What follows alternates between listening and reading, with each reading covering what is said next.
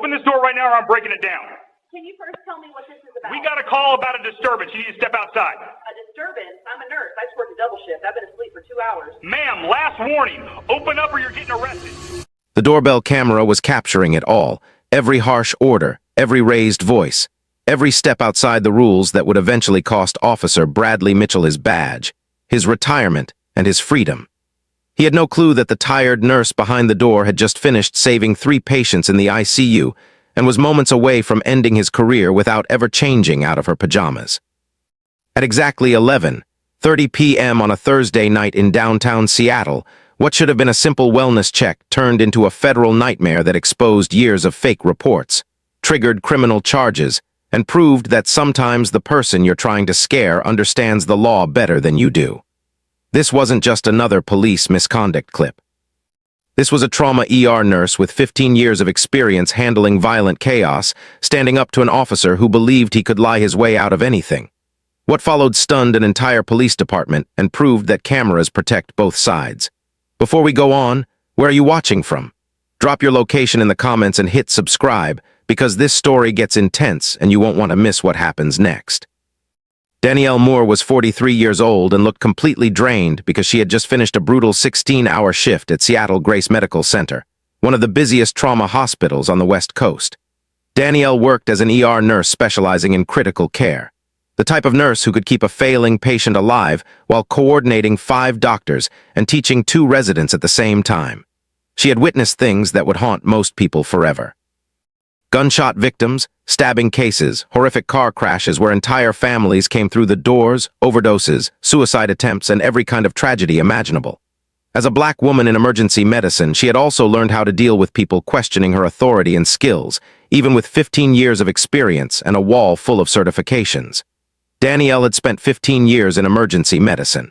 Before that, she served as a combat medic in the Army. She was deployed twice to Iraq, treating wounded soldiers under active fire. She earned a Bronze Star and a Purple Heart for her service. She knew how to stay calm while everyone else panicked. She knew how to make life-or-death choices in seconds. But most important for what was coming, Danielle had also worked for 3 years as a forensic nurse examiner. She had testified in court dozens of times. She was trained in evidence handling, chain of custody, proper documentation, and explaining medical findings to juries. She understood how law enforcement was supposed to operate because she had worked alongside police, prosecutors, and defense attorneys for years. Danielle lived by herself in a small 1-bedroom apartment in Seattle's Capitol Hill area. It was a quiet building filled mostly with young professionals and older residents who minded their own business. She had lived there for 7 years without a single issue. No noise complaints, no neighbor conflicts, nothing at all. On this specific Thursday night in November, Danielle had worked the 3 p.m. to 7 a.m. shift, except it ran late because 2 trauma cases arrived right at shift change. By the time she got home, it was already 9:15 p.m. She took a shower, warmed up leftover pasta, and fell into bed around 9:45. She was deep into the heavy, dreamless sleep that only comes from total physical and mental exhaustion when loud banging on her door ripped her awake. Boom, boom, boom. Danielle's eyes flew open. Her training took over before her brain fully caught up. She checked the time on her phone. 11:28 p.m. She had been asleep for less than 2 hours. The pounding continued, harder and more aggressive. Boom, boom, boom. Police opened the door. Danielle got out of bed, still wearing her pajamas, a plain t-shirt and cotton pants. Her thoughts raced through possibilities. Wrong apartment, emergency nearby. She hadn't done anything wrong. She had literally just come home from saving lives. She walked to the door and looked through the peephole. A uniformed police officer stood in the hallway. He looked angry. His posture was tense and aggressive, leaning forward, hand close to his weapon. Danielle didn't open the door. Years in emergency medicine had taught her to evaluate before reacting. Something didn't feel right. "What's going on?" she called through the door. "Open this door now or I'm kicking it in," the officer yelled. "Can you explain why?" she asked. "We received a disturbance call. You need to step outside." Danielle's mind switched into analysis mode. A disturbance. She had been asleep. Her apartment was silent. No TV, no music, no guests. "I'm a nurse. I just worked a double shift." "I've been asleep for 2 hours," she said. "Ma'am, this is your last warning. Open the door or you're under arrest." This is where most people would comply. The uniform, the authority, the threat. Most people open the door even when something feels off. Danielle wasn't most people. "Officer, I'm not opening my door until I understand what this is about. What disturbance? Who called? Which apartment number?" Silence. Then the officer's radio crackled. Danielle grabbed her phone and moved fast. First, she started recording audio. Second, she opened her doorbell camera app. She had installed it 6 months earlier for package deliveries and hadn't thought about it since. The live feed showed Officer Bradley Mitchell standing outside her door, his face clear, his aggressive stance obvious. Third, she texted her neighbor across the hall, Ryan, an attorney. Police at my door, aggressive, claiming disturbance. I was asleep, recording on doorbell cam. Can you hear this? Ryan replied instantly. I hear him, he's yelling. My doorbell camera sees him too, recording, be careful. Quick question for you watching. Would you open the door if an officer acted like this without explaining why? Type yes or no in the comments. The officer slammed on the door again. Open it now. Danielle kept her voice steady and loud enough for the recording. Officer, I'm willing to cooperate, but I need to know what's happening. What's your name and badge number? You don't need my badge number. You need to open this door. Actually, Washington state law says I have the right to know who's contacting me. Please identify yourself. The officer's tone shifted, quieter, darker, more threatening. Ma'am, if you don't open this door in 5 seconds, I'll assume you're destroying evidence and I'm coming in. Evidence of what? I was asleep. I'm a nurse at Seattle Grace. I just finished a 16-hour shift. There's no disturbance. 5-4. Danielle made her choice. She dialed 900. The dispatcher answered, 911, what's your emergency? This is Danielle Moore at the Meridian Apartments on East Pine Street, apartment 312. A police officer is at my door threatening to break it down. He claims there was a disturbance call but won't explain it. I was asleep. I asked for his badge number and he refused. Can you confirm what's happening? The dispatcher sounded confused. Hold on, ma'am. The pounding stopped. The officer likely heard her through the door. About 30 seconds later, the dispatcher returned. Ma'am, I don't see any disturbance calls for your address tonight. Can you describe the officer? White male, early 30s, average build, full Seattle PD uniform. He's standing outside my door right now. Ma'am, I'm connecting you with a supervisor. Stay on the line. Danielle heard the officer talking into his radio outside. A new voice came on her phone. This is Sergeant Williams with Seattle PD. Tell me what's going on. Danielle explained everything. The banging, the threats, the fake disturbance, the refusal to identify himself, the countdown. Sergeant Williams sounded concerned. Ma'am, ask him again for his name and badge number. I'll stay on the line. Danielle called through the door. Officer, I have Sergeant Williams from Seattle PD on the phone. He's asking for your identification. Long silence. Then the officer spoke again, sounding uncertain, almost nervous. Officer Bradley Mitchell. Badge number 7429. Danielle repeated it into the phone. Sergeant Williams said something she didn't expect. Miss Moore, Officer Mitchell is not assigned to your area tonight. He should not be in Capitol Hill. I'm sending officers to you right now. Do not open the door, not for him, not for anyone, until you see me in person. I'll be there in 5 minutes. Danielle heard footsteps quickly moving away. She checked her phone. The doorbell camera was still live. She watched Officer Bradley Mitchell hurry down the hallway, his face visible the entire time, clearly realizing he had made a serious mistake. The camera had recorded everything from the moment he arrived. Danielle stayed on the line with Sergeant Williams. Through the app, she watched 3 police cars arrive within 6 minutes. She saw Sergeant Williams and 4 officers enter the building through the lobby camera. There was a knock at her door. Calm, professional. Miss Moore, this is Sergeant Williams. I'm here with 3 officers. Please check your peephole to confirm. Danielle looked, 4 officers' name tags visible. Sergeant Williams held up his badge. She opened the door. He was a black man in his 50s with gray at his temples and the calm presence of someone who had seen it all. He looked at Danielle in her pajamas, clearly shaken, and his expression softened. Miss Moore, I'm very sorry. Please tell me everything from the start. Danielle explained it all. The pounding, the threats, the refusal. The countdown. She showed him her phone with the audio recording. She opened her doorbell camera app and showed them the video. Clear footage of Officer Bradley Mitchell at her door, his face visible, his aggressive posture obvious from the beginning. She showed them the text messages with her neighbor Ryan. Ryan stepped out into the hallway. He was a white man in his late 30s wearing a hoodie and sweatpants, holding his phone. I recorded it too, Ryan said. Different angle, audio and video. He never properly identified himself. He made threats. There was no disturbance. I was home all evening. This hallway was quiet until he started banging on her door. Sergeant Williams collected their contact information. He looked deeply concerned. Miss Moore, did Officer Mitchell say why he was here? Did he mention a specific complaint?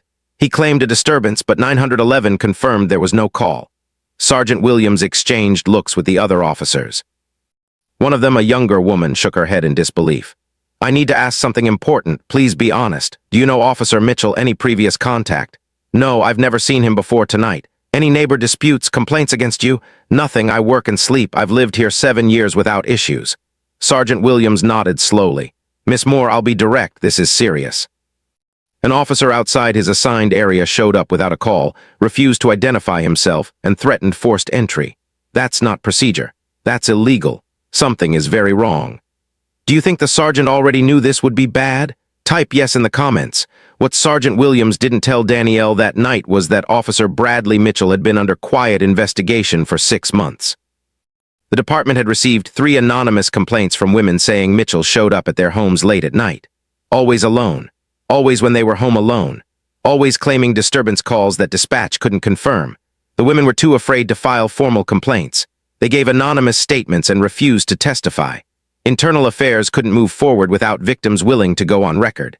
They monitored Mitchell's patrol logs, searching for patterns, but lacked solid proof. Danielle had just given them exactly what they needed. Audio recordings, clear video showing his face, a witness in Ryan, a 911 call proving there was no disturbance, everything documented and time-stamped. Sergeant Williams collected Danielle's phone number and email and told her Internal Affairs would contact her within 24 hours.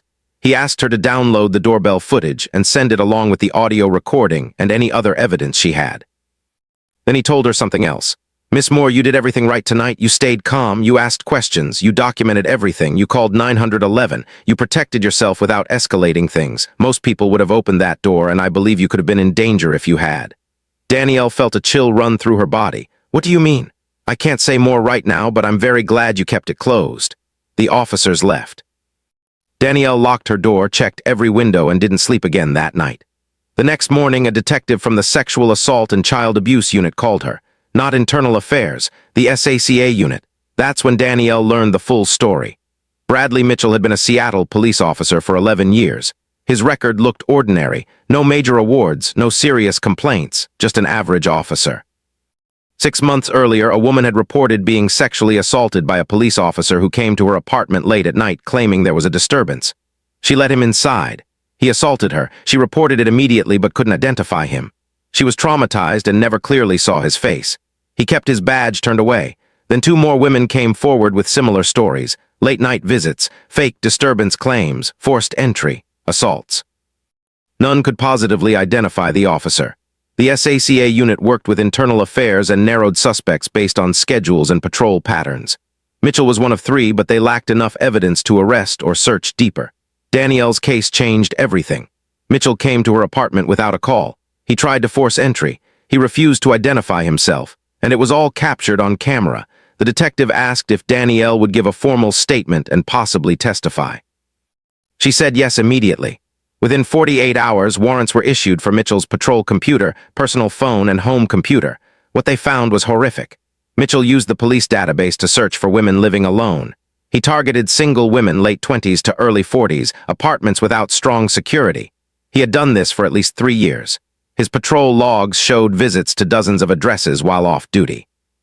Photos on his phone showed women through windows, apartment entrances, notes about schedules. It got worse. They found recordings. Mitchell wore a hidden camera during some visits. He recorded assaults. The evidence was overwhelming. Bradley Mitchell was arrested at his home on a Monday morning. He was charged with 3 counts of first-degree rape, 5 counts of burglary with sexual motivation, 8 counts of stalking, and multiple counts of official misconduct and abuse of power. The case made national headlines, not only because of Mitchell's crimes, but because Danielle's documentation exposed everything. Her audio recording was played during the preliminary hearing.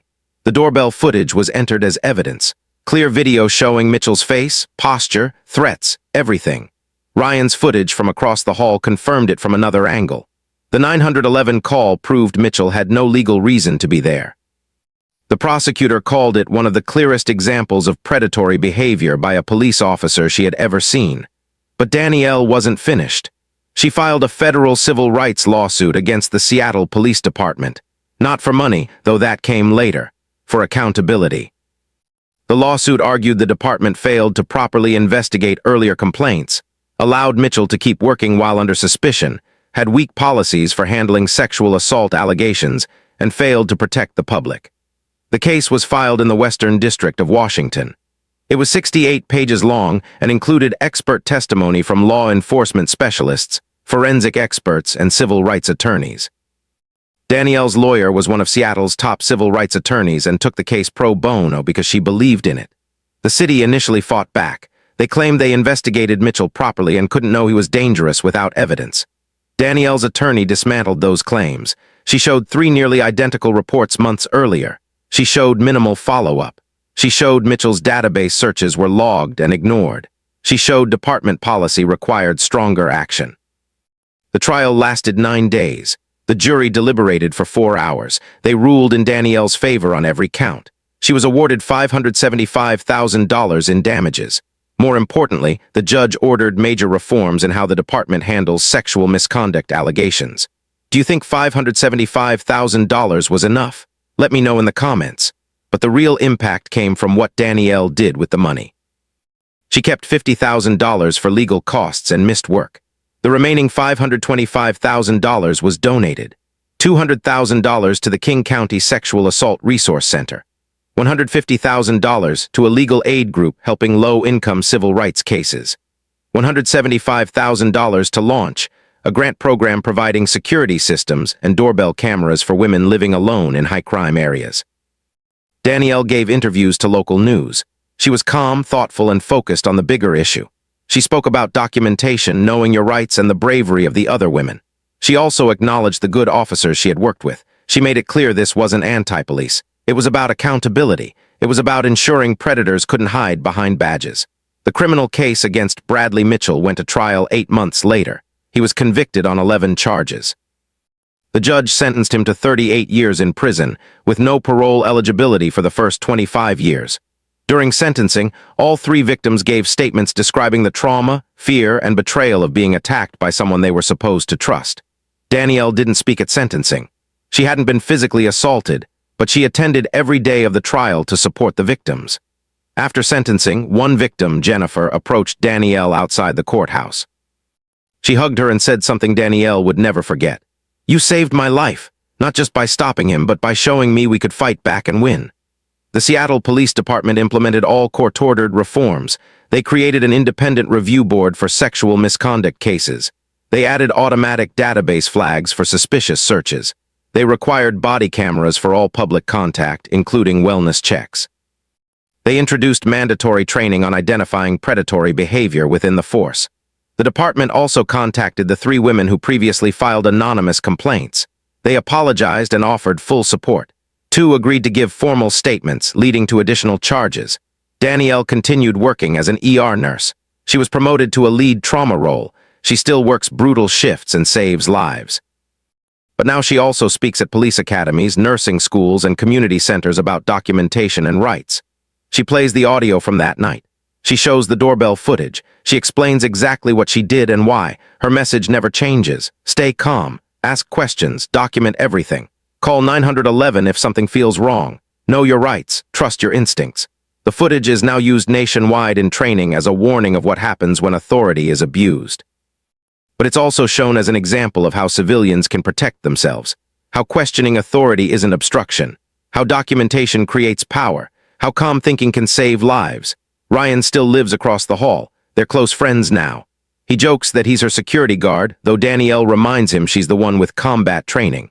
After the incident, the apartment complex encouraged residents to install doorbell cameras and offered discounts. Management sent letters explaining residents' rights and the importance of video evidence. Bradley Mitchell is currently serving his sentence at Washington State Penitentiary. He appealed, claiming the searches were unconstitutional. The appeal was denied. 2 more appeals followed. Both failed. He'll be eligible for parole at 68, but given the severity of his crimes, release is unlikely. Danielle rarely speaks about that night now. She doesn't want it to define her. She's a trauma nurse. That's who she is. But when she does talk about it, she emphasizes one thing. She wasn't special. She wasn't a lawyer or cop. She was just a nurse who trusted her instincts, documented everything, and stayed calm. Anyone can do what she did. Know your rights. Ask questions. Record everything. Call 911 if something feels wrong. Don't open the door just because there's a badge. Final question. Do you have a security or doorbell camera? If this story convinced you to get one, type yes. This story matters because predators exist everywhere, even in authority. It proves instincts matter. Documentation saves lives. Danielle Moore wasn't trying to be a hero. She just wanted sleep after a brutal shift. But because she asked questions and trusted herself, she stopped a serial predator and protected countless women. one closed door, one recording, one camera, one neighbor. One 911 call, 11 years of a police career ended, 38 years in prison. $575,000 in damages. 3 organizations funded, department-wide reforms. Countless women protected. That's the power of calm thinking. That's why documentation matters. That's what happens when someone refuses to be intimidated even by a uniform. Thanks for watching. If this taught you something, subscribe for more stories. Comment whether you would have opened the door or stayed inside. Share this with someone who needs to know they have the right to ask questions. I'll see you in the next one.